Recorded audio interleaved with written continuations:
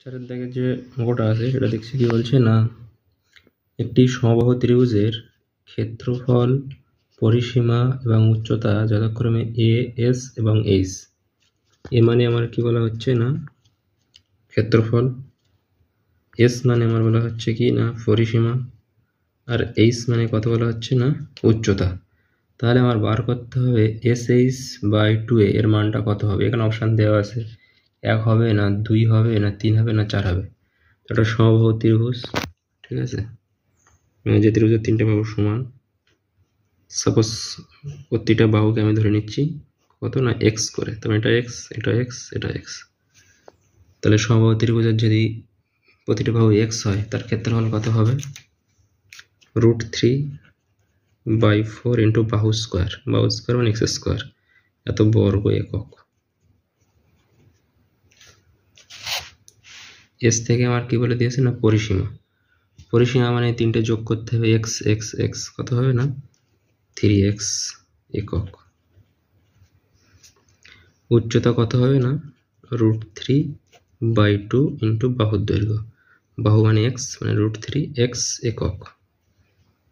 তাহলে কি হলো না, একটা সমবাহু ত্রিভুজ যার প্রতিটা বাহুর দৈর্ঘ্য ধরে নিচ্ছি আমি এক্স, তাহলে তার ক্ষেত্রফলটা কত হবে √3/4 ইন্টু বাহু স্কোয়ার, এত বর্গ একক। ঠিক আছে, এস মানে আমাদের বলে দিচ্ছে পরিসীমা, কত হবে না 3x, মানে এখান থেকে শুরু করে এই যাব এইটা কতটা। এইচ মানে কত না উচ্চতা, এই উচ্চতাটা কত হয় না √3/2 ইন্টু এক্স।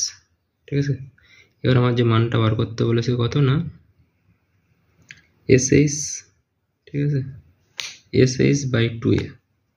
তাহলে আমি এখন SH/2a এটা যদি আমি হিসাব করি তাহলে মানগুলো আমি বসিয়ে দেবো। এস মানে কত আমার 3x, এইচ মানে কত না √3/2 ইন্টু এক্স। তা √3টা আমি উপরে লিখছি, x2 করে লিখছি, 2টা নিচে লিখছি। এখানে একটা 2 আছে অলরেডি, সেই 2টা লিখলাম। এবং a মানে কত না √3x²/4, তাই এখানে √3x² হবে, ঠিক আছে। আর নিচে যে 4টা হয় এটা উল্টে গিয়ে উপরে বসে যাবে, ঠিক আছে। এটা আমাদের হিসাব করতে হবে। তাহলে এখানে 2 আর 2 4 হয়, 4 4 ক্যান্সেল হয়ে গেল, √3 সঙ্গে √3 ক্যান্সেল হয়ে গেল, x² হয় তার সঙ্গে x² ক্যান্সেল হয়ে গেল।